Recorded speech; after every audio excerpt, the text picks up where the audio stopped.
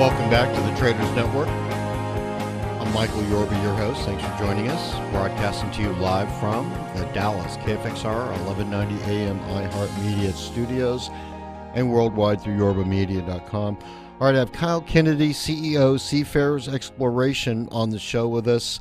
And this is a real adventurous segment for me. I really appreciate this. Kyle, welcome to the show.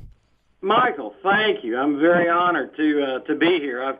I've seen some of the CEOs you've had on your show, and it's quite an impressive group. Thank you. I really appreciate that. You know, you're a pretty impressive guy yourself. You've done a lot of work in the broker-dealer community. You've got a lot of accolades.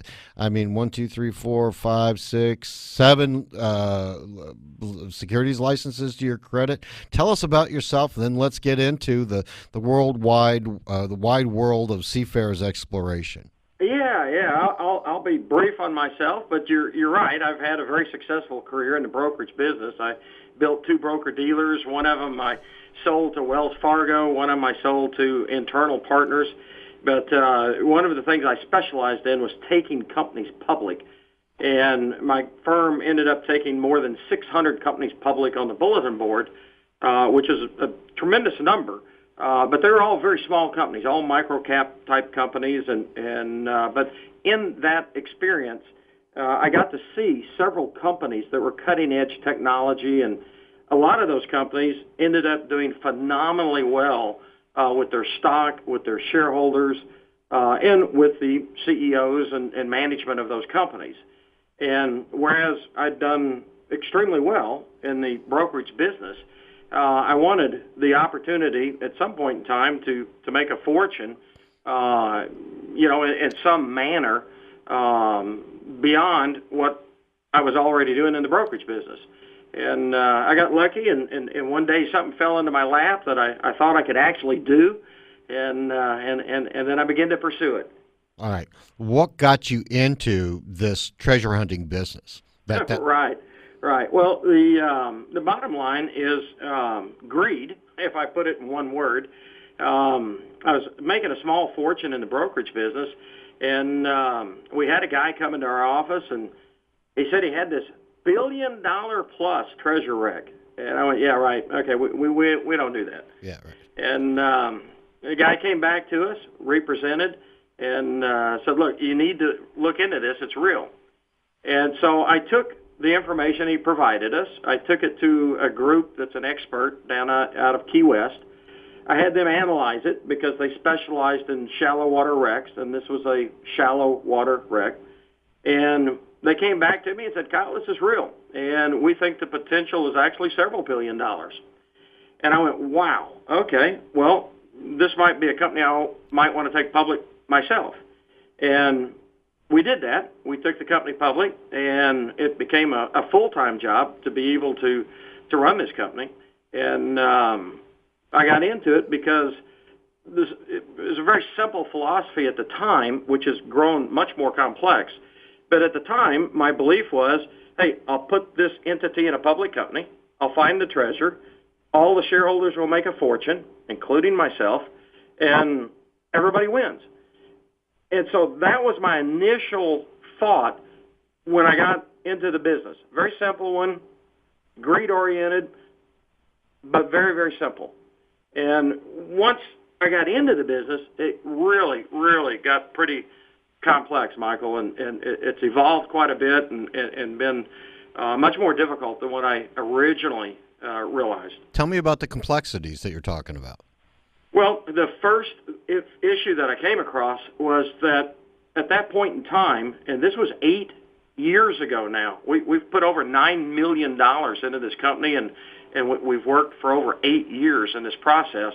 And when I first got into it, the first thing I found out was you had to have a permit from the state of Florida. Technically speaking, the state of Florida owns all these wrecks if they're within 3 miles of the low water mark at the beach. So if it's within 3 miles of the state, beaches, then the state of Florida owns it. So you had to get a permit with the state of Florida. Well, what I didn't realize is that Florida had not issued a permit in 22 years to any of the hundreds of people that applied for permits.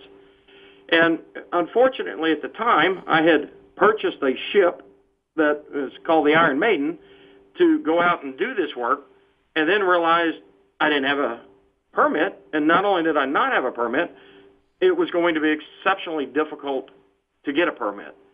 And at this point in time, I can at least proudly say that now, after 30 years, I'm the only person in the state of Florida or the United States to receive a salvage permit in a 30-year period.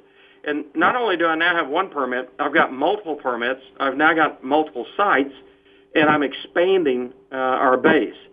And so what was originally the idea of getting one wreck and then trying to capitalize on that has now expanded into a multitude of wrecks, because the bureau chief for the state of Florida told me that there was 151 wrecks between Miami and Jacksonville that were colonial-era wrecks.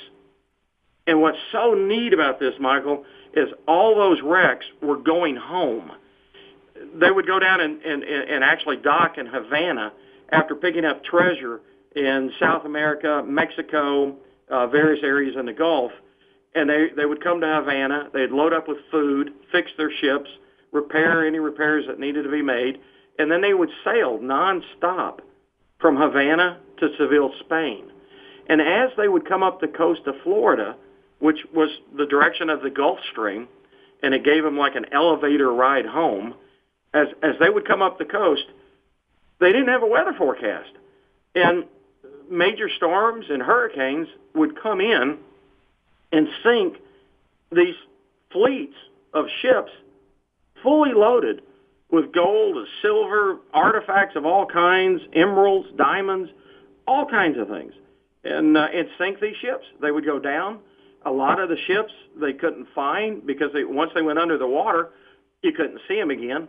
The ships, once they did go under and set on the sand, the ships would break apart, and the parts of them would sink literally into the sand until they got down to hard rock, at which point in time it stopped. But once they reached the hard rock, you could no longer see any portion of the ship. It's all buried under sand. So you've got a tremendous number of wrecks out there that have a tonnage, physical tonnage of treasure in the form of gold, silver, emeralds, jewels, all kinds of things that is buried out there. And so the thought evolved further that, okay, well, instead of doing one ship, let's do several ships, because then it becomes more of a numbers game. If I punch enough holes, I'll find treasure, and that increases my odds of success. Now, the current way that people, the ability to look for these is they've got to go down and they've got to find old maps. And then, if I understand that correctly, the technology for most people is only about 8 inches, if I got that right, to underneath the sand. How are you able to find all of these wrecks? Do you get the maps, or do you have some other technology you're working with? You know what, Michael, that's a real good question. And if it was proprietary in nature, I'd say, well, I don't want to answer. But in reality, it's really simple. A lot of these fishermen and lobster divers and sport recreational fishermen, different people would hang nets on different things, and they'd go down to unhang the net, and they'd find out it was a cannon or a major anchor. And these things weighed tons. And they would say, hey, there must be a shipwreck here. And they would explore, and eventually they might find the debris of a wreck. And so these wrecks are found normally by accident more than anything else. But once they're found, the state identifies them. And then there are different people, different points in time that will come by and they'll try to mag the area, because there's no equipment, Michael, unfortunately, that will find gold and silver buried deep in the sand. The only thing we have is metal detectors, and you're right, they don't go down very far, a matter of inches. 8 inches, if it's a bigger item, maybe 1.5 feet, but they really don't go down very far. And we need things that will go down 15, 20 feet under the sand. Well, the only piece of equipment known currently is what's called a cesium vapor magnetometer. And these instruments can pick up the magnetic bend and the Earth's signature when you put a piece of iron in the way. And so it'll pick up these minute bends. Well, everywhere there's a bend, there's a piece of iron. And this equipment can read the size of these bends. So the bigger the piece of iron, the bigger the bend. And it'll go through over 100 feet of sand, which we don't have 100 feet of sand, but the point is it'll go as deep as we need it to go and find a bottle cap 20 feet down if it's got iron in it. And it's very, very accurate. Wow. Kyle, let's do this. Let's take a small break, and there's a million questions I have for you on the other side, all right? Okay, Michael, that's great. All right, we'll be right back with Kyle Kennedy, CEO, Seafarer's Exploration, symbol on this stock, SFRX, sitting on a little over $2 billion worth of treasure about to come up.